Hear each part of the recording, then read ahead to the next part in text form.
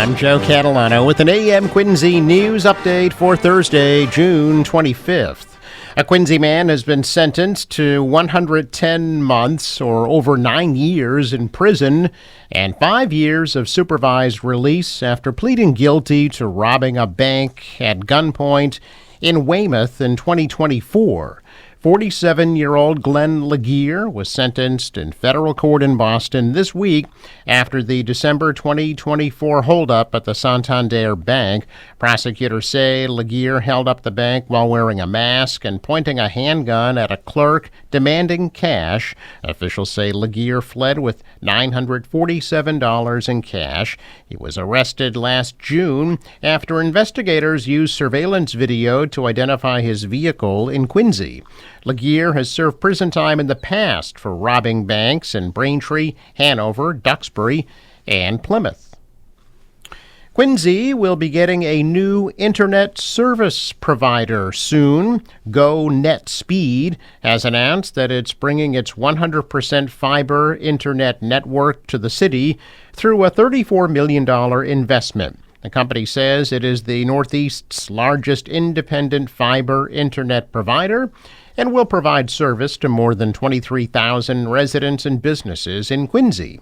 GoNetSpeed says once construction begins, customers can sign up as the network comes online.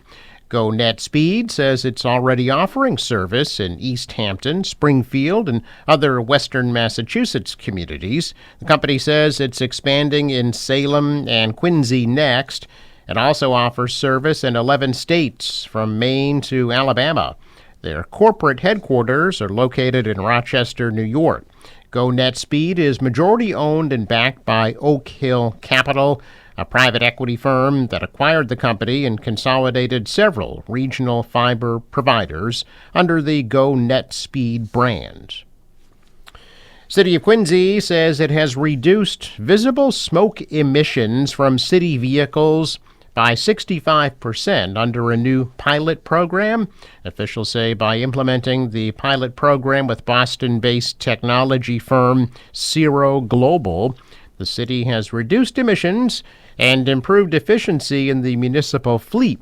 The new technology was implemented on fire department and DPW vehicles, demonstrating significant air quality benefits while helping to reduce soot buildup, improving vehicle performance, and lowering maintenance costs. Quincy Mayor Thomas Koch said the city's committed to exploring innovative ways to protect the environment and manage resources more effectively. He says the partnership with Zero Global allowed the city to take a lead in testing new technology that benefits residents' health and the city budget.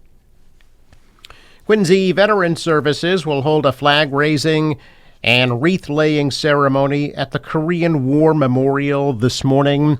The ceremony will take place from 9 to 10 a.m. at the memorial located just outside Veterans Memorial Stadium.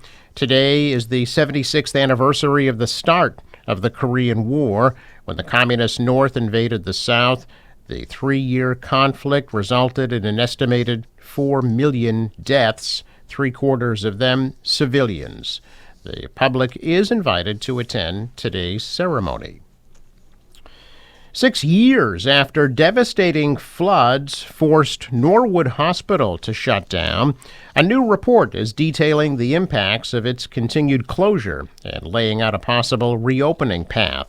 The report released this week by the Norwood Hospital Task Force says the hospital was profitable before it closed, handling 39,000 emergency department visits in its last full year of operation. But on June 28, 2020, a storm dropped 6 inches of rain on the area in just a few hours. Video showed floodwaters rushing inside the lower level of the hospital, forcing patients and staff to evacuate. Plans to rebuild the hospital were abandoned in 2024 amid troubled owner Steward Healthcare's bankruptcy. It remains an unfinished construction project owned by an Alabama-based real estate investment trust. The report said that reaching emergency care now takes significantly longer for the 250,000 residents that were served by Norwood Hospital. Before the hospital closed, ambulances were able to get patients to a hospital within 30 minutes of being dispatched about 52% of the time. Now that they have to travel further to hospitals in Boston, Needham, Newton, or Brockton, that number's down to 29%.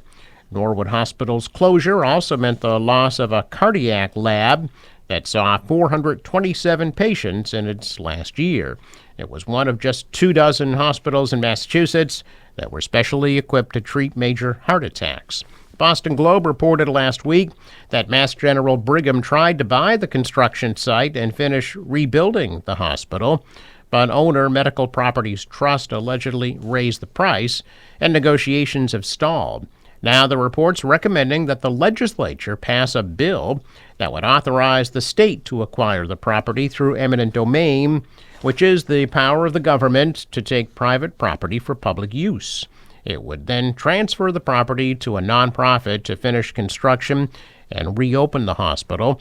Massachusetts used eminent domain to seize St. Elizabeth's Medical Center in Brighton from Steward in 2024. The House bill was reported favorably by the Ways and Means Committee in March. If it doesn't pass, the report recommended that the town of Norwood take its own eminent domain to acquire the facility, though it said that the state taking the lead is the preferred path. A check of business news this morning, and stocks are mixed. The Dow is up 182, the Nasdaq dropped 110, the S&P fell 7. Stocks higher in Asia. The dollar fell, the euro rose, and oil at almost $73 a barrel. Sports, the Rockies beat the Red Sox. Colorado 8-6. Boston's back home at Fenway tonight at 7:10 for a series with the Yankees. The National Weather Service forecast. For today, partly cloudy and a high of 83. Cloudy tonight, low 60. Showers off and on throughout the day tomorrow, high 80 degrees. Saturday, some morning clouds and some afternoon sun, high of 80. Sunny 81 on Sunday. For the boater, today waves about a foot. Winds southwest at 5 knots become southeast. Later today, high tide 8:57 a.m. and 9:12 p.m. Sunrise 5:08, sets at 8:24. I'm Joe Catalano with an AM Quincy news update for Thursday, June 25th.